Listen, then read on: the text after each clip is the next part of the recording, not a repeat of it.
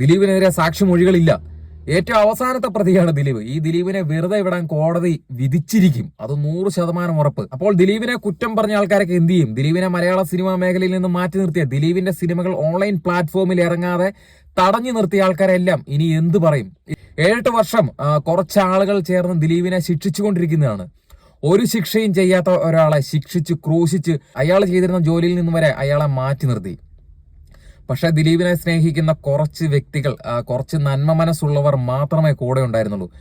ഇവർക്ക് പക്ഷെ ഒന്നും ചെയ്യാനാവില്ല. ദിലീപിന്റെ സിനിമകളെ സപ്പോർട്ട് ചെയ്യാൻ മാത്രമേ കഴിയുള്ളൂ, വേറൊന്നും ചെയ്യാൻ കഴിയില്ല. പക്ഷേ ഇന്ന് ദിലീപിന്റെ പേരിൽ കേസൊന്നുമില്ലാതെ ദിലീപ് പുറത്തിറങ്ങുകയാണ് സ്വാതന്ത്ര്യത്തോടുകൂടി. ഇനി ഒരിക്കലും ഒരുത്തനും ദിലീപിനെ ഈ കേസും പറഞ്ഞ് വിധി പറയാനോ കുറ്റപ്പെടുത്താനോ നിൽക്കരുത്. കാരണം അയാൾ ഇന്ന് കുറ്റവാളിയല്ല.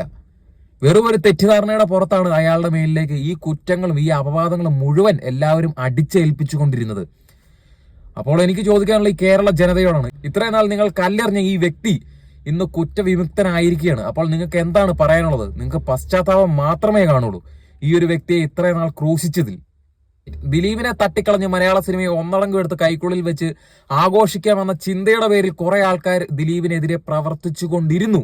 ഇനി അതൊന്നും നടക്കില്ല. നമ്മുടെ ജനപ്രിയ നായകൻ മലയാള സിനിമാ മേഖലയുടെ തലപ്പത്തേക്ക് വരും. അത് ഈ ജനങ്ങളുടെ എല്ലാം ഉറപ്പാണ്, ജനങ്ങളുടെ എല്ലാം വിശ്വാസമാണ്. നമുക്ക് കണ്ടറിയണം ഇനി എന്ത് സംഭവിക്കുമെന്ന്.